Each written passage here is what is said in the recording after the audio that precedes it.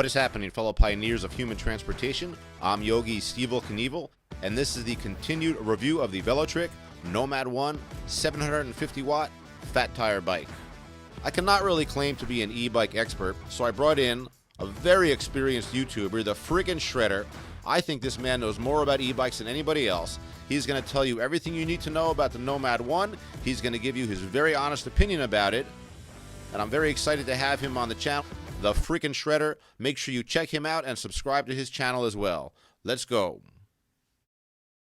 All right, this is the freaking Shredder. Check me out on YouTube. I review a lot of bikes. I've actually owned 15 and I've ridden 79.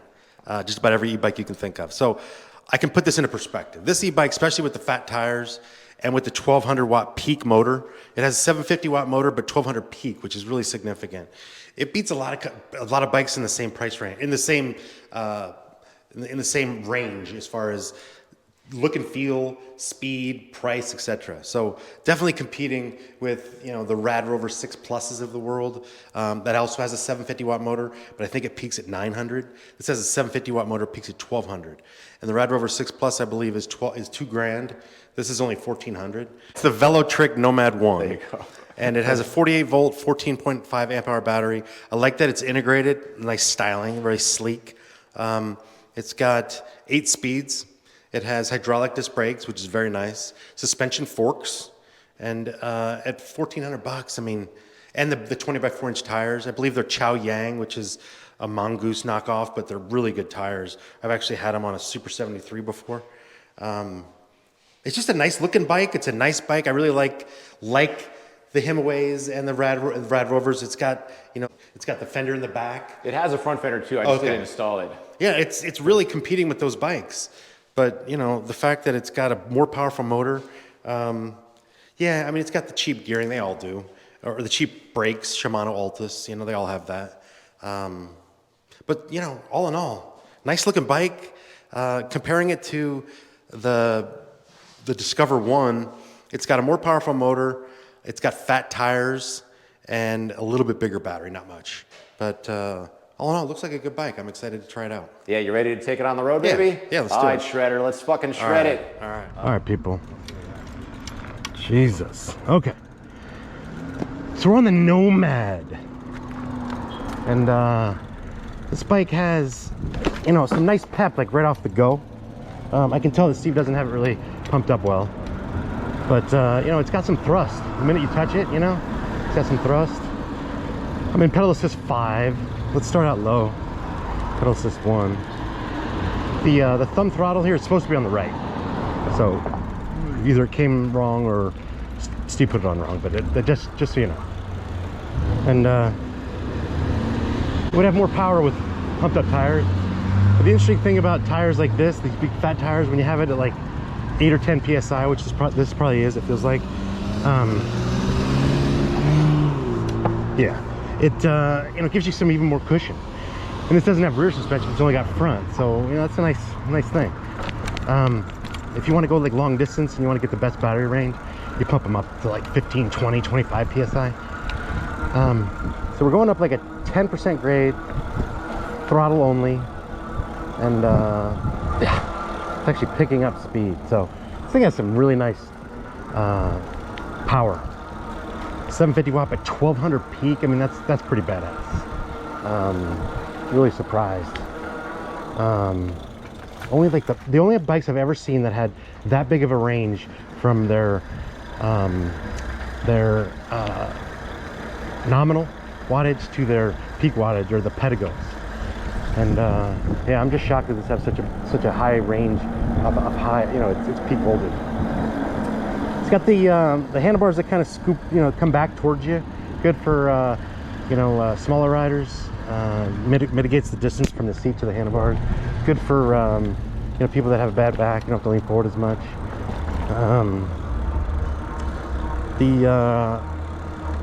Let's just test out the pedal assist levels. Okay, so pedal assist 1. Okay, so let's put it in.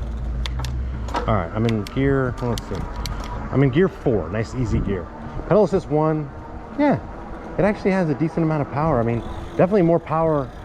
Definitely noticeably more power than the Discover 1, which granted has a a 500 watt, but very noticeable difference.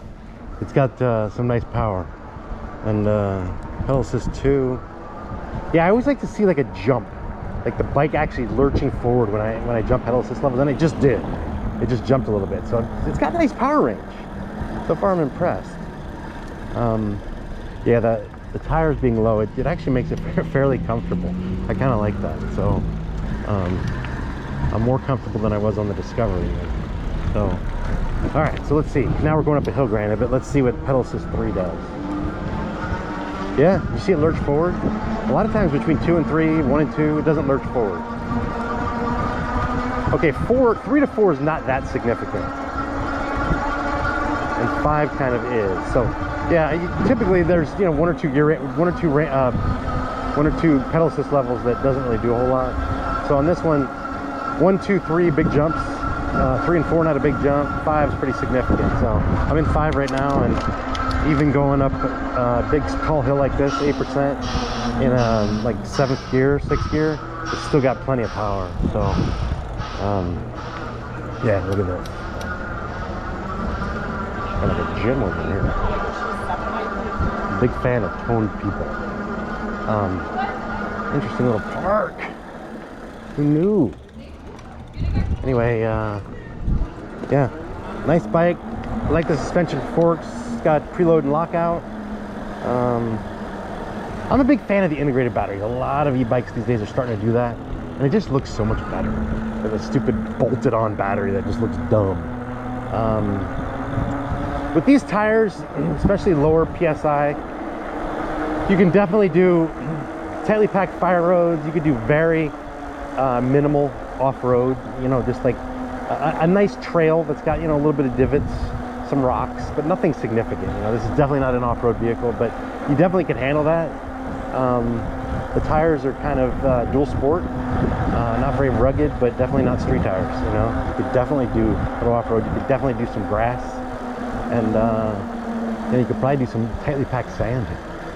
So, all in all, yeah, it's got some thrust, people, and it feels good. It doesn't feel like crap. You know, a lot of bikes you just kind of can manhandle, and you're like, this is a piece of shit. This is not. This definitely has like some ruggedness to it. I'm impressed. I like the wrapping of the gears. I like the integrated battery, hydraulic disc brakes, the suspension forks. I'm a big fan of the 20x4-inch tires, and the power, you know. And like the Discover 1, excuse me, like the Discover 1, it's got a 14 amp hour, 48 volt battery, so you're not going to get tremendous range, and especially with these tires as opposed to the Discover 1, they're going to slow you down because there's just more surface area touching the ground. So you're probably only going to get, I'm assuming on this throttle only, you're probably only going to get like 18. I know that they probably tell you more, but I'm just telling you what I know based on experience. If you're using pedal assist, you could probably get upwards of maybe 20, but I'd say that's about it, you know. And a lot of bikes, I don't know about this one, I haven't done a range test, but a lot of bikes, once you get to like 5 or 10% left, they really die. So just something to think about. And you're definitely gonna do pretty well for commuting, pretty well for riding around the neighborhood, grocery getting, you know, go see a buddy, go to the park. This bike's gonna serve you well, you know. And it has really nice brakes. So all in all, I'm a fan. I like it. And you know, for the price point, I mean, I recently reviewed the Rad Rover 6 Plus, and it's a really nice bike. I really like it, but this bike, spec to spec, actually beats it. I'm gonna tell him I wrecked it. See what he says. Oh, come on in, baby. Dude, I wrecked it. You crashed? Yeah, it's fucked up. That's okay. I'm kidding. Oh, fuck, I let it be good for YouTube. Your attitude is a crash is phenomenal. Yeah, that's true. I'm actually letting it crash.